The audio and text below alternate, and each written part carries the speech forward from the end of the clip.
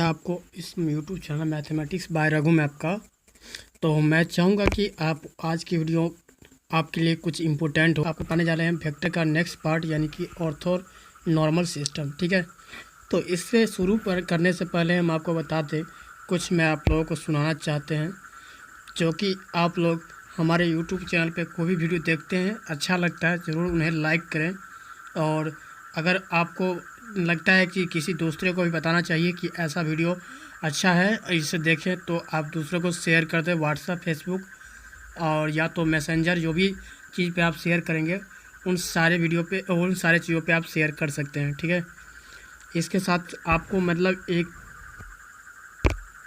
ये चलिए आगे चलते हैं। उसके बाद मैं आपको ये जैसे थ्योरी आपको ख़त्म कर देते हैं, उसके बाद आपको एक दो एग्जांपल भी करेंगे जो कि आप लोगों को भी कुछ समझ में आना चाहिए। ठीक है, जो कि ये जो थ्योरी होगा आप सभी के लिए, यानी कि आईआईटी का जो तैयारी कर रहे हैं उन सभी के लिए बेहतर होगा। ठीक है, तो इसीलिए आप लोग कम से कम हमारे यूट्यूब चैनल को यानी हमारे वीडियो को ज़्यादा से ज़्यादा लोगों में मतलब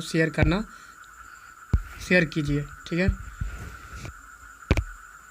तो चलिए मैं आपको इसको आगे लेकर चलते हैं।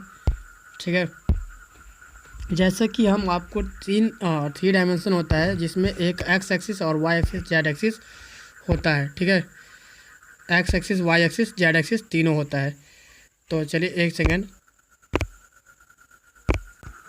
हाँ, तो दोस्तों आपको बताने जा रहे थे कि इसको आप तीन डायमेंशन आप तो जानते हैं, एक्स एक्सिस और ये वाई एक्सिस। एक्स एक्सिस को बोलते हैं, इसको वाई एक्सिस बोलते हैं और इसको जेड एक्सिस बोलते हैं। वहीं तीन डायरेक्शन आपको यहाँ पे दिखाए हैं, और ये कंपोनेंट वेक्टर होगा जो आई कैप, जे कैप और के कैप की तरफ होगा। ठीक है, आई एक्स एक्सिस की ओर यानी कि आई कैप और वाई एक्सिस की ओर जे कैप और जेड एक्सिस की ओर के कैप ले लेते हैं। ठीक है, तो इसीलिए यहाँ पे बताए हैं कि अगर यहाँ पे आई वेक्टर है, ठीक है, आई कैप जिसको बोलते हैं यूनिट वेक्टर एलोंग यहाँ पे एक्स एक्सिस। ठीक है, जे कैप रहेगा, इसका मतलब यूनिट वेक्टर होगा और यहाँ पे एलोंग वाई एक्सिस हो जाएगा, और के कैप होगा यूनिट वेक्टर एलोंग यहाँ पे जेड एक्सिस। तो इस प्रकार से हम यहाँ पे ऑर्थोनॉर्मल सिस्टम को दिखाते हैं। ठीक है, जिसमें आई जे के जो होगा यूनिट वेक्टर होगा और यहाँ पे डायरेक्शन के हिसाब से होगा। ठीक है, X axis, Y axis, Z axis में होगा। ठीक है, इसके बाद चलते हैं यानी कि इसको हम दिखाएंगे बढ़िया से कैसे।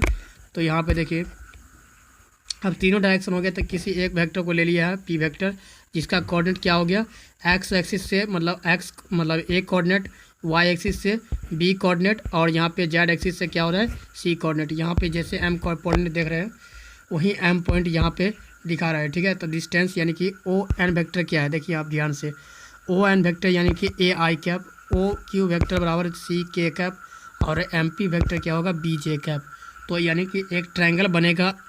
ठीक है, मतलब यहाँ पे एक रेक्टेंगल टाइप का बनेगा, जिसका मतलब बोलेंगे ओ एन एम क्यू लिखा हुआ है। ठीक है, इसमें यहाँ पे ओ एम इक्वल टू क्या है, ओ एन वेक्टर प्लस में ओ क्यू वेक्टर। ठीक है, तो ए ओ एन वेक्टर है क्या, तो ए सी वेक्टर या ए आई वेक्टर, सॉरी ए वेक्टर जिसको बोलोगे, या ए आई कैप बोलिए, यहाँ पे सी के कैप है।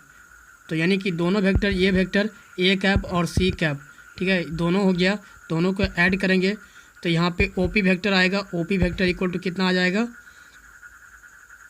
ओ पी वेक्टर आ गया ओ एम वेक्टर प्लस में एम पी वेक्टर। तो यानी कि दोनों वेक्टर को आप क्या कर सकते हैं, कंपेयर करिए, ध्यान से देखिए आप, ये ओ पी वेक्टर देखिए, इसको बहुत इंपॉर्टेंट माना गया है, तो आप इसको ध्यान से देखें। ओ पी वेक्टर क्या हो जाएगा, A vector plus B vector plus में सी वेक्टर, यानी कि A cap J cap, sorry A I cap, B J cap और सी के कैप, यानी ओ पी वेक्टर बराबर इस प्रकार से हम डिनोट करेंगे। तो अच्छा लगा है, इस तरीक़ा से हम लोग कोई भी वेक्टर को यानी थ्री डायमेंशन में जो देखते हैं, लिखते हैं, तो ये इस तरीक़ा से ही लिखते हैं, तो इसलिए इसको वी वी आई माना जाता है। और टू डायमेंशन में रहता है तो मात्र आई और जे कैप, मतलब यहाँ पे अगर टू डायमेंशन में होता तो यहाँ से लेकर इतना ही होता है। ठीक है, और वही अगर थ्री डायमेंशन में होगा तो ये पूरा रेड से जो बॉक्स बनाया गया है वो सारे हो जाएगा। ठीक है, तो चलिए इसके बाद आगे चलते हैं। अब इसमें क्या करा है कि इफ़ यहाँ पे अल्फ़ा बीटा जो है, अगर यहाँ पे अल्फ़ा बीटा और गामा यानी कि तीनों एंगल जो होगा, angle made by the vector OP और OP with X axis, Y axis और जेड एक्सिस, तीनों एक्सिस के साथ अल्फ़ा बीटा और गामा एंगल मेड बना रहा है रिस्पेक्टिवली। देन यहाँ पे कॉस अल्फ़ा कॉस बीटा और cos gamma are called direction cosine. ठीक है, अगर यहाँ पे अल्फ़ा बीटा गामा अगर एंगल बनाएगा, अगर यहाँ पे जैसे बताते हैं, ये 3 ठो डायरेक्शन हो गया। अब यहाँ पे कोई वेक्टर दिखे तो ये हो गया सभी जगह के, इसके साथ अल्फ़ा हो गया, इसके साथ बीटा बना रहा है, अब मान लीजिए कि इसके साथ गामा बना रहा है एंगल, तो यहाँ पे cos alpha cos beta cos gamma जो हो गया, ये तीनों जो हो गया वो आपका डायरेक्शन कोसाइन हो जाएगा। ठीक है, डायरेक्शन कोसाइन। तो यहाँ पे देखिए, जैसे कि यहाँ पे तीनों का डायरेक्शन कोसाइन यहाँ पे बताया गया है। कॉस अल्फ़ा इक्वल टू क्या हो जाएगा, ए बटे क्या होगा, ओ पी। ठीक है, ए बटा ओ पी, या तो आप निकाल सकते हैं, कॉस थीटा का वैल्यू निकालिएगा। ठीक है, तो यहाँ पे देखिए ध्यान से, इसमें जो देख रहे हैं, यहाँ पे इसको अल्फ़ा मान लीजिए और इसके वाई बीटा मान लीजिए, या तो यहाँ से मान लीजिए ये ओ पी वेक्टर माने हैं, तो ओ पी वेक्टर माने हैं, तो यहाँ पे ये अल्फ़ा हो गया और ये बीटा हो गया और इसको मान लीजिए गामा एंगल। तो इस प्रकार से आप 3 एंगल हो गया। तो यहाँ पे cos alpha cos beta cos gamma. अगर यहाँ पे मान लीजिए कॉस अल्फ़ा भी निकालते हैं, कॉस अल्फ़ा, तो ये अल्फ़ा है, तो यहाँ पे क्या होता है, बी बाई एच होता है फॉर्मूला। ठीक है, यानी कि बेस बाय हाइपोटेनियस होता है।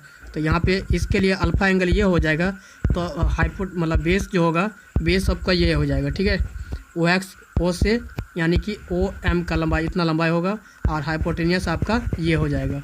तो इस प्रकार से हम यहाँ पे कहेंगे कि हाइपोटेनियस बाय यानी कि आर वेक्टर लगा देंगे तो हमारा क्या हो जाएगा, मतलब बेस बाय आर वेक्टर लगा दीजिए, तो ये हमारा हो जाएगा कितना, कॉस अल्फ़ा का वैल्यू। और वहीं अगर कॉस अल्फ़ा क्या होगा, ए बाई यानी कि ए वेक्टर बाई क्या हो जाएगा, आर वेक्टर। ठीक है, तो इसी प्रकार से यहाँ पे कॉस अल्फ़ा कॉस बीटा यानी कि तीनों में निकाल लेंगे, तो यहाँ पे दिया गया है। ठीक है, और तीनों को दिया गया है, तो यहाँ पे एल बराबर निकल गया, कॉस अल्फ़ा को हम एल मान लेंगे, कॉस बीटा को एम मान लेंगे और कॉस गामा को एन मान लेते हैं, और दोनों को स्क्वायर करके यानी कि एल स्क्वायर प्लस में एम स्क्वायर प्लस में एन स्क्वायर करके जोड़ देते हैं, तो इसका वैल्यू क्या होता है, टोटल 1 होता है। ठीक है, और ओ पी वेक्टर का मैग्नीट्यूड अगर निकालेंगे तो अंदर रूट में तीनों यानी कि कोफिशिएंट होगा आई जे के का, मतलब कोफिशिएंट यानी कि कंपोनेंट वेक्टर जो होगा उसका कोफिशिएंट यानी कि स्क्वायर करके ऐड कर लेते हैं रूट के अंदर में। ठीक है, तो यानी कि अब आगे चलते हैं। डायरेक्शन नंबर जो होता है, डायरेक्शन नंबर बोलते हैं या डायरेक्शन कोसाइन बोल सकते हैं, या direction ratio, sorry direction cosine अलग होता है, डायरेक्शन रेशियो अलग होगा। ठीक है, तो यहाँ पे एल हो गया क्या चीज़, डायरेक्शन कोसाइन, और यहाँ पे ए बी जी हो गया सी, ए बी सी हो गया आपका डायरेक्शन रेशियो, और यहाँ पे एम एल एम एम और एन, एल एम और एन जो हो गया ये आपका हो गया डायरेक्शन कोसाइन, और ए बी सी जो हो गया ए बी सी ये आपका डायरेक्शन रेशियो हो गया, जो कि यहाँ पे लिखा हुआ है A B C are called direction ratio. ठीक है, और एल एम एन जो हो गया वो आपका डायरेक्शन कोसाइन हो जाएगा। तो इस प्रकार से दोनों का रेशियो जो होता है सेम होता है। अब यहाँ पे देखिए लास्ट में यहाँ पे 1 बाई ए पी वेक्टर लिखा हुआ है। ठीक है, तो यहाँ पे एन बाई क्या है, यानी कि अगर एल बाई 2a हो, एम बाई 2a हो 2b और एन बाई 2c हो, तो यानी कि 2a 2b और 2c जो हो गया वो आपका डायरेक्शन रेशियो हो गया। ठीक है, किसी भी वेक्टर का infinity direction ratio, direction of ratio होता है। ठीक है, ध्यान से देखिए, किसी भी वेक्टर का जो होगा, किसी भी वेक्टर का डायरेक्शन रेशियो जो होगा कुछ भी हो सकता है। ठीक है, डायरेक्शन रेशियो कुछ भी हो सकता है, इन्फिनिटी डायरेक्शन रेशियो नहीं होता है, इतना याद रख लीजिए, याद नहीं, यानी कि डायरेक्शन रेशियो इन्फिनिटी तक नहीं होता है, यानी कि यहाँ पे नहीं लगा दीजिए। ठीक है, नो होगा। ठीक है, इसके बाद चलिए आगे चलते हैं, यानी कि ये फॉर्मूला आपको बता ही दिए हैं। चलिए इसके बाद ये एग्जाम्पल एक लेकर चलते हैं। एक एग्जाम्पल है कि कह रहा है क्या, क्वेश्चन को ध्यान से पढ़ लीजिए, कह रहा है क्या, इफ़ यहाँ पे A vector A B C are direction ratio of A vector find the direction cosine. ठीक है, ए बी सी आपको दिया है डायरेक्शन रेशियो, तो आपको डायरेक्शन कोसाइन आपको फाइंड करना है। तो यहाँ पे डायरेक्शन कोसाइन आपको फाइंड करना है, तो सबसे पहले कि इसमें मान लिया यानी कि लेट कर लीजिए direction cosine L M N है। ठीक है, और यहाँ पे ए बी सी जो है, ए बी सी क्या है, डायरेक्शन रेशियो है, तो यहाँ पे एल निकालने के लिए आपको निकालना पड़ेगा क्या चीज़, A by under root A square plus में बी स्क्वायर प्लस में सी स्क्वायर करना पड़ेगा, जो कि यहाँ पे लिख चुका है। ठीक है, यानी कि ए स्क्वायर बी स्क्वायर करना पड़ेगा। और या तो आप कर सकते हैं कि एल बराबर ए अल्फा लेमडा, पी बराबर एम बराबर बी लेमडा और एन बराबर सी लेमडा। तो इस प्रकार से आगे देखिए ध्यान से। तो यहाँ पे क्या है, ये सब को निकाले हैं तो यहाँ पे लेमडा बराबर क्या हो जाएगा, प्लस माइनस में under root A square plus B square plus में सी स्क्वायर। और उसी सब को हम यहाँ पे ए बी सी से डिवाइड करते जाएंगे, एल ए बी सी में इतना सब से डिवाइड करते जाएंगे सेम चीज़ से लेमडा का मान से। ठीक है, तो हमारा क्या हो जाएगा, डायरेक्शन कोसाइन हो जाएगा। ठीक है, या तो इसको हम यहाँ पे भी लिखे हैं। ठीक है, लगातार दो में नेगेटिव लगा सकते हैं, कोई दिक्कत नहीं है, और तीसरा में नेगेटिव नहीं लगा सकते हैं। ठीक है, अगर यहाँ पे 3 गो में लगेगा, 3 गो में चेंज नहीं कर सकते साइन को। चलिए इसके बाद जो है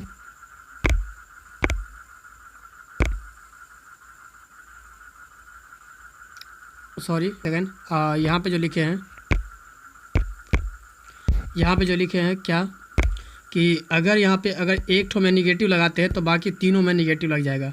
और यहाँ पे क्योंकि आपको पता है कि लेमडा का वैल्यू जो निकाला है वो कितना आया है, प्लस माइनस में लेमडा आया है। ठीक है, प्लस माइनस में 1 by under root A square plus B square plus में सी स्क्वायर आया है। इसीलिए यहाँ पे लेमडा का वैल्यू यानी कि एक बार पॉजिटिव आएगा और एक बार नेगेटिव आएगा। ठीक है, तो चलते हैं आगे की ओर। अगर आर वेक्टर आपको निकालना होगा तो यहाँ पे कोई वेक्टर हो गया जो कि यहाँ पे ओपी वेक्टर बोल सकते हैं, और ये ओपी वेक्टर होगा जो कि ए I cap, B J cap और सी के कैप। इसको हम डायरेक्शन रेशियो इसमें बोलेंगे कि ए बी सी क्या है, तो इसका डायरेक्शन रेशियो है।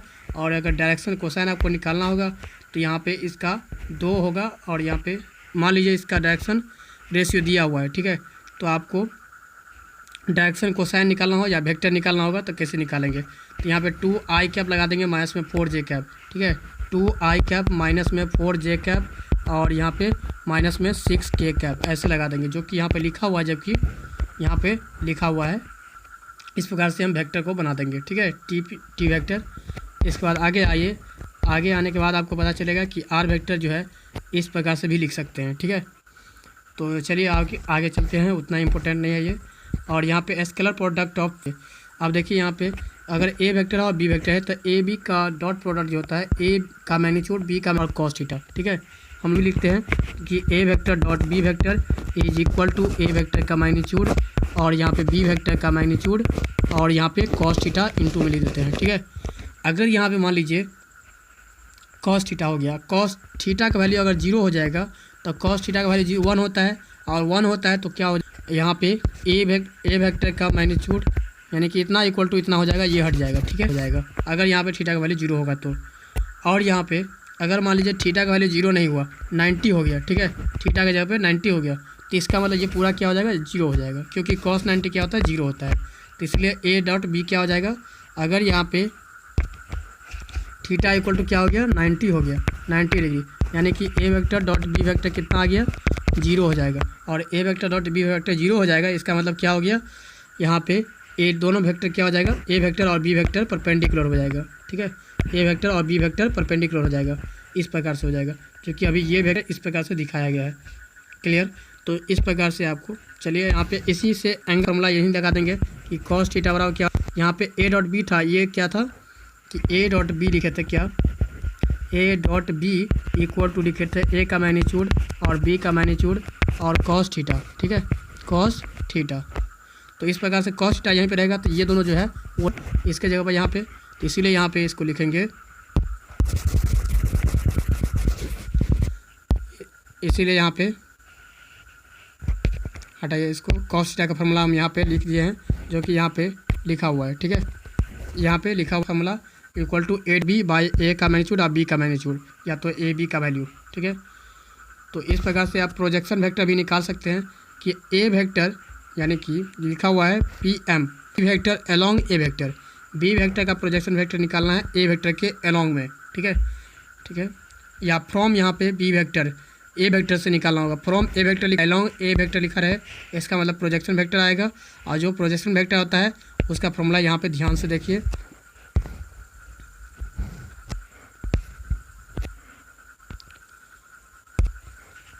मान लीजिए कि projection vector of A along B निकाल, ठीक है, तो ए डॉट बी निकालेंगे और बी वेक्टर का मैग्नीट्यूड लिख देंगे, ठीक है। नीचे मैग्नीट्यूड हो जाएगा बी वेक्टर का, ठीक है। अगर मान लीजिए कि ए वेक्टर का अलॉन्ग निकालना होगा, मतलब ए अलॉन्ग बी है तो बी अलॉन्ग ए रहेगा, ठीक है। ध्यान से देखिए, तो यहाँ पे बी अलॉन्ग ए रहेगा तो ए डॉट बी तो रहेगा ही, और नीचे में ए वेक्टर का मैग्नीट्यूड हो जाएगा, ठीक है। तो इस प्रकार से हो जाएगा हमारा यानी कि प्रोजेक्शन वेक्टर का वैल्यू, ठीक है। तो यहाँ पे चलिए आगे, इस प्रकार से इस प्रोजेक्शन वेक्टर का फॉर्मूला यहाँ पे लिखा हुआ है, जो कि देख सकते हैं। यहाँ पे बोला था क्या, A B vector along A vector, तो यहाँ पे फॉर्मूला लिखा हुआ है, क्लियर। इस प्रकार से आपको समझ में आ गया होगा। तो ए डॉट बी होगा और ए वेक्टर का मैग्नीट्यूड होगा। तो चलिए नेक्स्ट चलते हैं। प्रॉपर्टीज में आता है कि डॉट प्रोडक्ट का प्रॉपर्टी जो होगा ये कम्यूटेटिव लॉ को फॉलो करेगा, ठीक है, और डिस्ट्रीब्यूटिव लॉ को भी फॉलो करेगा। ये डिस्ट्रीब्यूटिव लॉ हो गया। और यहाँ पे ये इस दोनों को अगर दोनों वेक्टर अगर सेम है उसका यानी कि अगर डॉट प्रोडक्ट डॉट ए हो जाएगा, यानी कि ए वेक्टर का मैग्नीट्यूड का होल स्क्वायर हो जाएगा, ऐसे भी लिख सकते हैं। तो दो वेक्टर अगर सेम होगा तो उसका डॉट प्रोडक्ट ए वेक्टर का मैग्नीट्यूड का होल स्क्वायर हो जाएगा, ठीक है, ऐसे हो जाएगा। तो यहाँ पे दे दिए हैं कि कुछ भी वेक्टर होगा, कोई भी वेक्टर हो, ठीक है, कोई भी वेक्टर हो उसका स्क्वायर दोनों वेक्टर के डॉट प्रोडक्ट के बराबर होगा। चलिए नेक्स्ट चलते हैं। अब यहाँ पे लिखा है क्या, यहाँ पे लिखा है plus B vector plus C vector का मैग्नीट्यूड निकालना है। तो कैसे निकालेंगे, तो दोनों वेक्टर को हम डॉट प्रोडक्ट कर देंगे और बारी बारी से मल्टीप्लिकेशन करेंगे। ए डॉट बी करेंगे तो ए वेक्टर का होल स्क्वायर हो जाएगा, जो कि ए स्क्वायर लिखा हुआ है, ठीक है। अब इसको ध्यान से देखिए।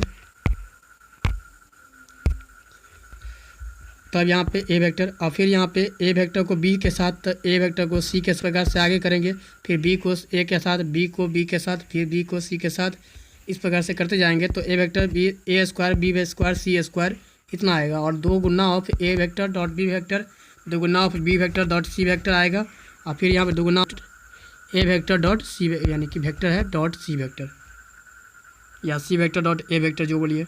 तो इस प्रकार से हमारा जो आएगा यानी ए वेक्टर का मैग्नीट्यूड का होल स्क्वायर बी वेक्टर का मैग्नीट्यूड का होल स्क्वायर, और यहाँ पे दुगुना of A vector plus dot B vector. और आगे देखिए क्या है, तो यानी कि A vector plus B vector का मैग्नीट्यूड का होल स्क्वायर जो होता है ये इतना होता है, ठीक है।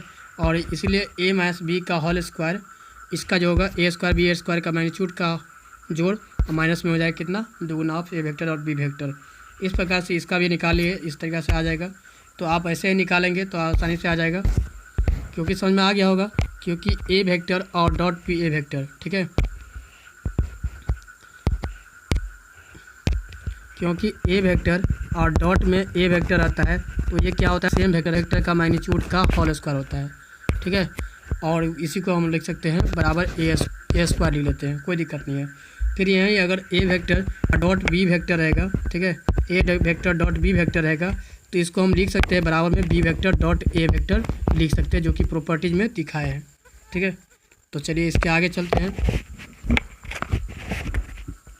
इसके बाद ये तो मालूम होगा आपको, अगर नहीं मालूम है तो ठीक है, इसको भी जान लीजिए। आई डॉट में आई जो होगा आई डॉट ए आई यानी कि सेम के साथ क्या होगा, सेम के साथ डॉट प्रोडक्ट क्या होता है 1 हो जाएगा, ठीक है। और अपोजिट के साथ डॉट प्रोडक्ट क्या हो जाएगा 0 हो जाएगा, ठीक है। तो इस प्रकार से यानी कि हम निकाल लेंगे कि डॉट प्रोडक्ट निकालना होगा, या किसी भी दो वेक्टर का डॉट प्रोडक्ट आप इस प्रकार से निकाल सकते हैं, ठीक है।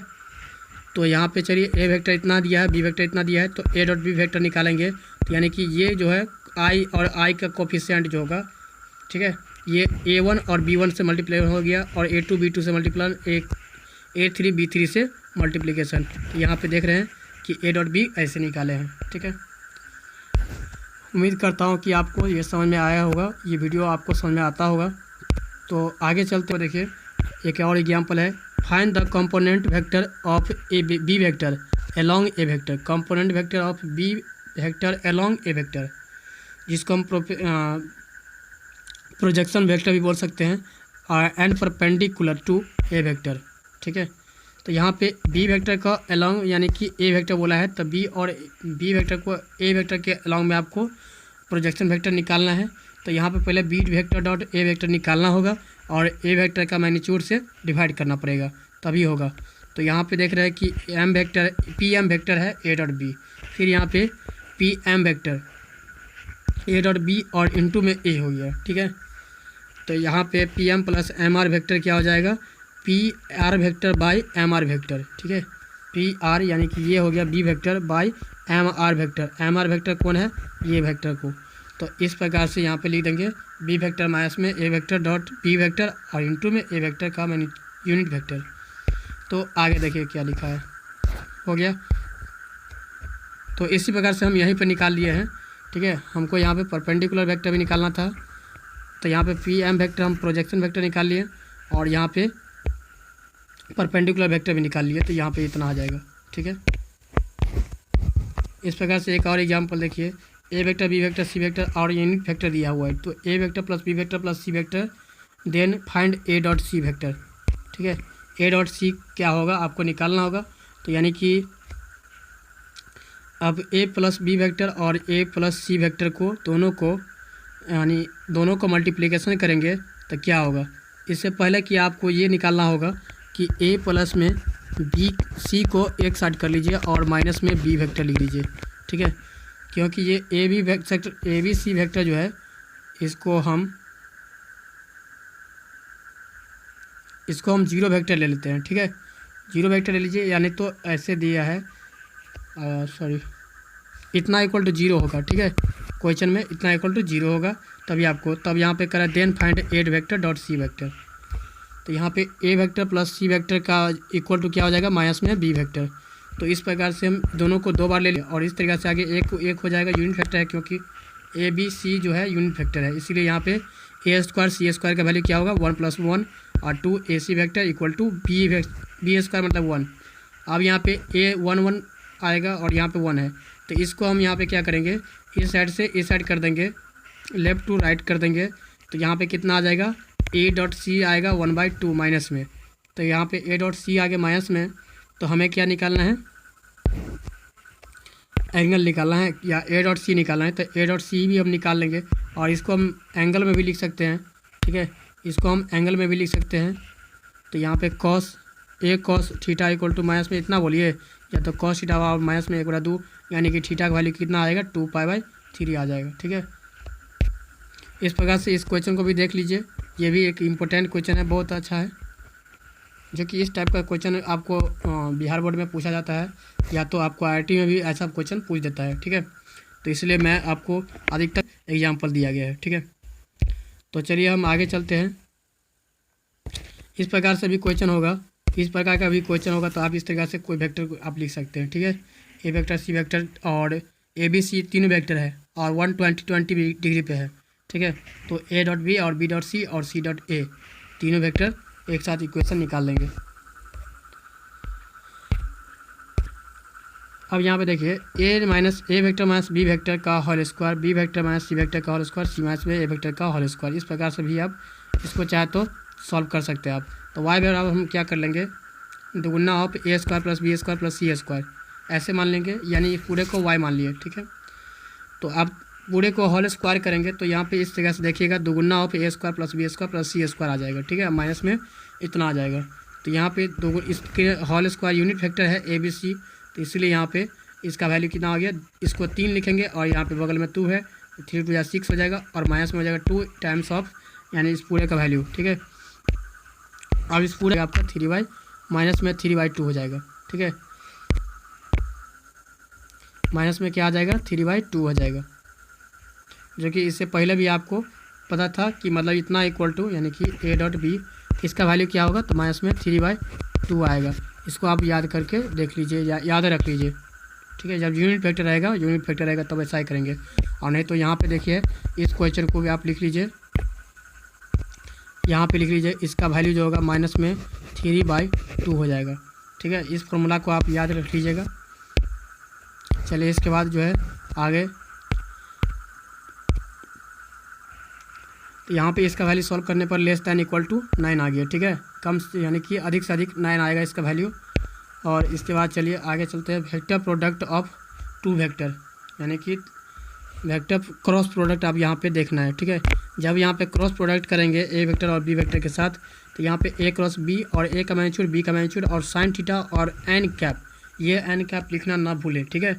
ये एन कैप यहाँ पे बहुत ज़रूरी है, ठीक है, अति आवश्यक है यहाँ पे लिखना। इसलिए अब यहाँ पे कह रहा है कि वेयर एन कैप इज, क्या बोला है, यूनिट वेक्टर है, जो कि आपको परपेंडिकुलर टू द प्लेन के परपेंडिकुलर एक कॉन्टेंजेंट होगा, ठीक है, कंटेनिंग ए एंड बी, यानी ए बी के क्रॉस प्रोडक्ट, ठीक है। अब जैसे कि लेफ्ट हैंड रूल जानते हैं, उसी प्रकार से इधर जाएगा, क्रॉस हो रहा है तो इधर से इधर जाएगा, तो ये पॉइंट जो होगा जाए इधर, तो आप जो मान लीजिए कि ये है आपका फिंगर, ये फिंगर से इधर की ओर लेफ्ट घुमाएंगे, लेफ्ट मतलब राइट हैंड को, ठीक है, राइट साइड को, तो यहाँ पे राइट हैंड को अगर घुमाइएगा लेफ्ट की ओर, तो यहाँ पे ये थंब जो होगा, थंब यानी कि परपेंडिकुलर होगा, तो ओनली वही रूल जो होगा वो आपको मतलब राइट हैंड रूल के अकॉर्डिंग चलेगा, जो कि यहाँ पे लिखा हुआ है, ठीक है। एन कैप जो होगा राइट हैंड रूल है, ठीक है, तो राइट हैंड रूल को अप्लाई कर सकते हैं। तो इसलिए बी क्रॉस ए अगर लिखते हैं, तो बी क्रॉस ए लिखने पर भी क्या हो जाएगा, बी का मैग्नीट्यूड ए का मैग्नीट्यूड हो जाएगा, और यहाँ पे साइन थीटा हो जाएगा, और एंगल देखिए निगेटिव हो जाएगा, ठीक है, क्योंकि यहाँ पे ए वेक्टर से बी वेक्टर जा रहा है, ठीक है। आपको ये वेक्टर से ये वेक्टर जाना है, ठीक है, ए वेक्टर और ये बी वेक्टर है, ठीक है, यहाँ से यहाँ जाना है, इस क्या है एंटी क्लॉकवाइज है, तो इसको बोलेंगे पॉजिटिव की ओर। और जब यहाँ पे इधर से इधर जाना है तो आप इसको निगेटिव डिनोट करेंगे, ठीक है, और इसको पॉजिटिव। तो इस प्रकार से आप चाहे तो इसको लिख सकते हैं। तो इस प्रकार से ये भी आपको पता चल गया होगा कि अगर दो वेक्टर का क्रॉस प्रोडक्ट होगा, ठीक है, तो यहाँ पे हम ए वेक्टर क्रॉस में बी वेक्टर होगा, तो इसको हम निगेटिव में बी वेक्टर क्रॉस में ए वेक्टर लिखेंगे। इससे ये पता चलता है कि अगर दो वेक्टर का क्रॉस प्रोडक्ट होगा, उसको अपोजिट वेक्टर क्रॉस करेंगे तो यहाँ पीछे नेगेटिव लग जाएगा। क्लियर, समझ में आ गया होगा।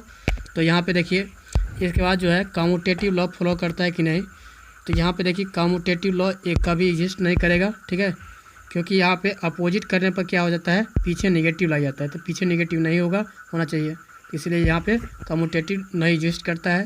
फिर A vector dot B cross B vector, उसका मैग्नीट्यूड निकालेंगे, तो यहाँ पे एन कैप जो होगा, एन कैप हो जाएगा 1, ठीक है, एन कैप इक्वल टू क्या हो जाएगा 1 हो जाएगा, इसलिए यहाँ पे A vector cross B vector by A vector cross B vector का मैग्नीट्यूड हो जाएगा नीचे। क्लियर। तो यहाँ पे देखिए इसके बाद एक एग्जांपल भी है, write a unit vector perpendicular to the A vector and B vector. तो A vector cross B vector अगर निकालेंगे, ठीक है, तो यहाँ पे A vector cross B vector by A vector का मैग्नीट्यूड इंटू बी वेक्टर का मैग्नीट्यूड हो जाएगा प्लस माइनस के साथ, ठीक है। तो चलिए इसके बाद दूसरा टाइप का देखते हैं। अगर दूसरा टाइप से अगर क्रॉस प्रोडक्ट निकालना होगा तब कैसे निकालेंगे, तो ए क्रॉस बी वेक्टर निकालेंगे। ए वेक्टर मान लीजिए कि वह लिखा हुआ था, हमारा देखे होंगे, ठीक है, यहाँ पे लिखा हुआ है कि ए वेक्टर इतना है, बी वेक्टर इतना है, तो यहाँ पे आई कैप जे कैप के कैप ऊपर में लिख देंगे। उसके बाद पहला ए वेक्टर का कोफिशिएंट यानी कि A1 A2 A3 लिख दिए हम, फिर यहाँ पे B1 B2 B3 लिख दिए, और इसके बाद डिटरमिनेंट का प्रयोग करके यानी कि यूज करके उसका प्रॉपर्टीज यूज करके या इसका वैल्यू निकालेंगे, ठीक है। इसको मल्टीप्लिकेशन करने का ये भी तरीका है, और नेक्स्ट एक और तरीका है जो कि आप ये इस तरीक़ा से भी बना सकते हैं, गुना करके, ठीक है, फार्मूला से। और इसका ये भी आपको प्रॉपर्टी याद रखना होगा कि अगर यहाँ पे आई क्रॉस आई करते हैं, यानी सेम के साथ यहाँ पे क्रॉस प्रोडक्ट क्या होगा, सेम के साथ क्रॉस प्रोडक्ट आपको 0 हो जाएगा, ठीक है, सेम के साथ क्रॉस प्रोडक्ट 0 हो जाएगा। जैसा कि ए वेक्टर और क्रॉस ए वेक्टर कहा जाए तो ये 0 हो जाएगा, और दोनों वेक्टर को हम कहेंगे तो जब ये अगर क्रॉस प्रोडक्ट 0 हो गया तो बोथ वेक्टर क्या हो जाएगा, पर पैरेलल हो जाएगा, ठीक है। अगर मान लीजिए कि A vector cross B vector है और इतना इक्वल टू 0 हो गया, इसका मतलब क्या होगा कि ए वेक्टर पैरेलल टू हो जाएगा बी वेक्टर। क्लियर, इतना आएगा। और वहीं अगर ए वेक्टर यानी कि पैरेलल हो गया, इसका मतलब क्या होगा, 0 डिग्री पे होगा, 0 डिग्री या 180 डिग्री बोलिए, 180 डिग्री। तो इस प्रकार से हम यहाँ पे एंटी क्लॉकवाइज भी देख सकते हैं। और अगर ये भी ध्यान दीजिए, आई क्रॉस जे है तो के हो जाएगा, जे क्रॉस के है तो आई हो जाएगा, और के क्रॉस आई है तो जे हो जाएगा। इसी में अगर इसी के अकॉर्डिंग आप देखिए उल्टा कर दीजिए, जे क्रॉस आई करेंगे, जे क्रॉस आई, तो यहाँ पे माइनस क्या लग जाएगा, के लग जाएगा, ठीक है, क्योंकि आपको बताया है कि ए बी वेक्टर का उल्टा करेंगे बी ए माइनस में लग जाएगा, ठीक है। इसीलिए यहाँ पे इसको गुना करने पर क्या हो गया, जे वेक्टर को आई के साथ मल्टीप्लाई करने पर क्रॉस प्रोडक्ट करने पर माइनस में के कैप हो गया। इस प्रकार से इसी को हम देखते हैं के क्रॉस में के क्रॉस जे हो जाएगा, तो इसका मतलब ये क्या हो जाएगा, माइनस में आई हो जाएगा। फिर यहाँ पे आई क्रॉस में अगर के हो जाएगा, इसका भी क्या हो जाएगा, जे कैप माइनस में हो जाएगा। तो इस प्रकार से यानी कि सारे फॉर्मूला को हम लिख सकते हैं। इसके बाद ये भी है कि आप एसोसिएटिव लॉ फॉलो करेगा कि नहीं, तो यहाँ पे ए क्रॉस बी क्रॉस सी करेगा तो ये भी नहीं होगा, फॉलो करेगा।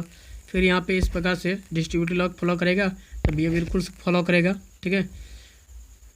इसके बाद जो है अब यहाँ पे दो वेक्टर का क्रॉस प्रोडक्ट जो है जीरो होगा, ठीक है, जब यहाँ पे जीरो एंगल जीरो होगा, ठीक है, यानी बी बराबर जीरो होगा या तो ए बराबर जीरो होगा, दोनों होगा, या तो ये दोनों वेक्टर क्या होगा, पैरेलल होगा। ए क्रॉस बी वेक्टर जीरो तभी होगा जब या तो बी ए वेक्टर जीरो होगा या तो बी वेक्टर जीरो होगा या तो दोनों पैरेलल होगा, ठीक है। ये तीन कंडीशन है। ऐसे ए वेक्टर जीरो होगा, कोई एक वेक्टर जीरो होगा, ठीक है, कोई एक वेक्टर जीरो होगा तो यानी दोनों वेक्टर का क्रॉस प्रोडक्ट जीरो हो जाएगा, और या तो दोनों वेक्टर पैरेलल होगा तभी यानी क्रॉस प्रोडक्ट जीरो होगा, ठीक है। अगर यहाँ पे पैरेलल होगा तो यहाँ पे A vector equal to lambda B vector भी लिखा हो सकता है, उसके फॉर्म में भी हो सकता है। जैसा कि आपको कहा जाए कि ए वेक्टर आपको दिया रहेगा, मान लीजिए कि 2i कैप और बी वेक्टर यानी कि ए वेक्टर में 3j कैप मान लीजिए और यहाँ पे 6k कैप मान लीजिए।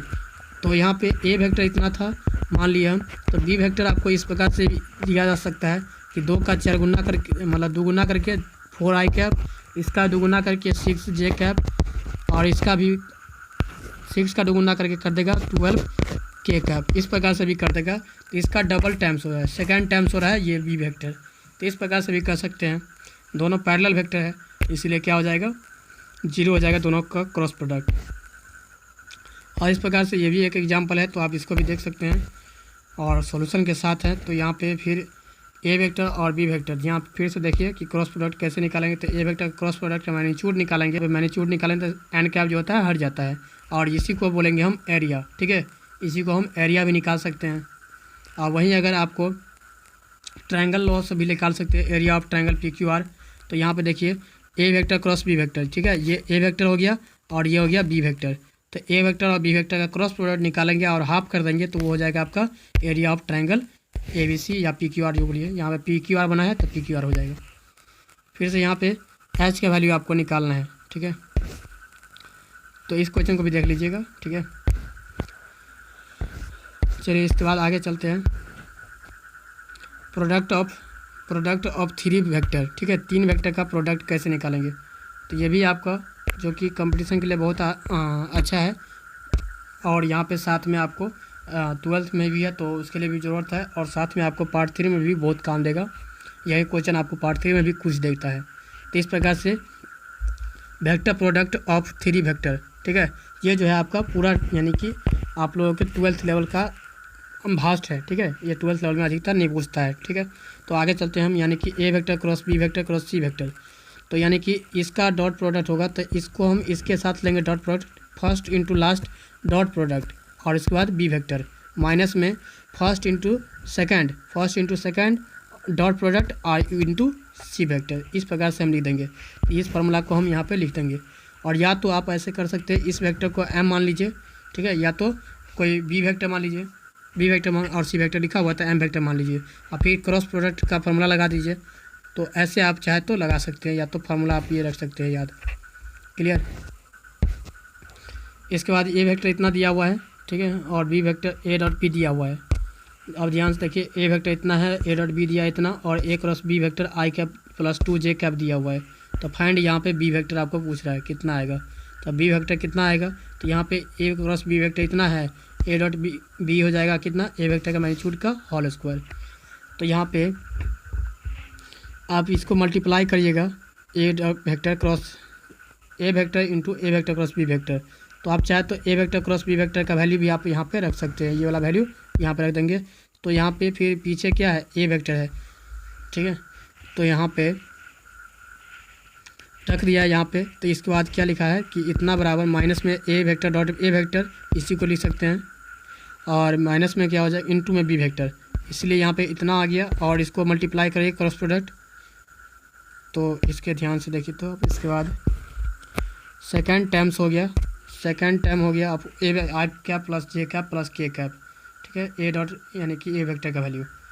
और यहाँ पे माइनस में 3b है, तो इसको हम यानी कि घटाने पर पता चल रहा है क्या चीज़ हो गया कि माइनस में 2i प्लस में j प्लस में k, तो 3b वेक्टर इक्वल टू इतना आ जाएगा। और इसके बाद इसको सॉल्व करेंगे तो ये आ गया वेक्टर b वेक्टर, यानी कि 3 से डिवाइड कर लेंगे तो इतना आ गया b वेक्टर। अब b वेक्टर आ गया तो b निकालना था, अब निकल गया। तो यहाँ पे स्केलर ट्रिपल प्रोडक्ट होगा।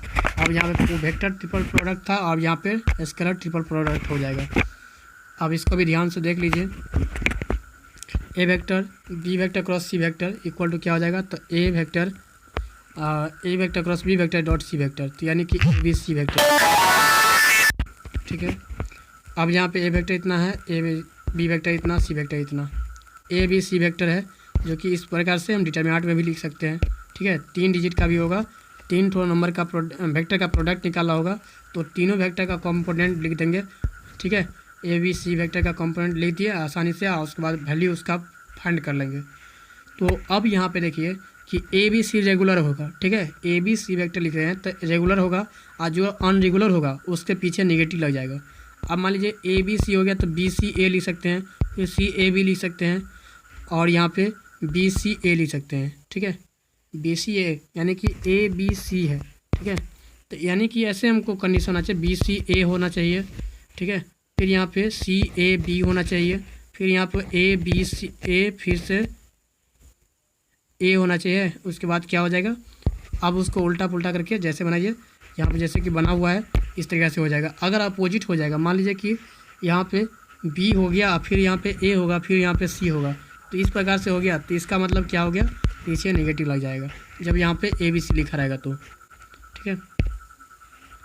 तो इसके बाद चलते हैं, उसके बाद ज़्यादा जो है आपको लिए इम्पोर्टेंट नहीं है, ये सब जो है आपको कंपटीशन के लिए काम देगा।